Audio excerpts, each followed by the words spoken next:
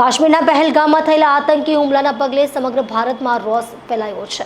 સુરતમાં આતંકવાદના વિરોધમાં જિલ્લા કોંગ્રેસ દ્વારા આતંકવાદની અંતિમ યાત્રા યોજી વિરોધ કર્યો છે।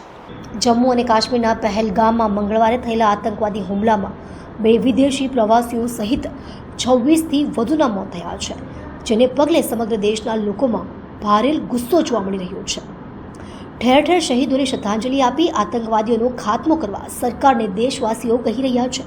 સુરતમાં આતંકવાદના વિરોધમાં જિલ્લા કોંગ્રેસ દ્વારા આતંકવાદી અંતિમ યાત્રા યોજી વિરોધ કર્યો છે। જાહેર ચોકમાં આતંકવાદીના પુતળાને ફાંસી આપવામાં આવી હતી।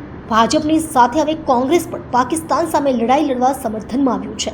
સરકાર કોઈ પણ નિર્ણય લે, અમે તેના સમર્થનમાં છીએ અને આતંકવાદ વિરોધી નારેબાજી સાથે અંતિમ યાત્રા યોજાઈ હતી। વિરોધ પ્રદર્શનમાં ચુસ્ત પોલીસ બંદોબસ્ત ગોઠવી દેવાયો હતો। આજરોજ પૂણા વિસ્તારના સીતાનગર ચોક ખાતે કાશ્મીરના પહેલગામની અંદર પાકિસ્તાન તરફી જે આતંકવાદ પાકિસ્તાન જેને પાળે છે, પોષે છે અને ભારત દેશ વિરુદ્ધ જે કૃત્ય કરે છે આ દેશને અસ્થિર કરવા માટે,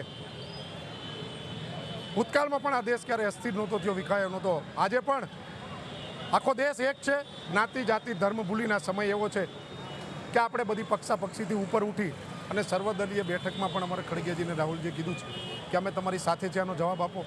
આવનારા સમયની અંદર કોઈ પણ નિર્દોષ આનો ભોગ ન બને એના માટેનો આજે દેશ આખામાં રોષ છે અને આવનારા સમયમાં આવું કૃત્ય ફરીથી ન થાય અને પાકિસ્તાનને જડબાતોડ જવાબ આપવા માટે આ દેશ આખો એક થઈ અને સત્તામાં બેઠેલા લોકોને ખુલ્લી છૂટ આપી છે કે કરો લાલ આંખ ને પાકિસ્તાનના 2 ભાગ કરો।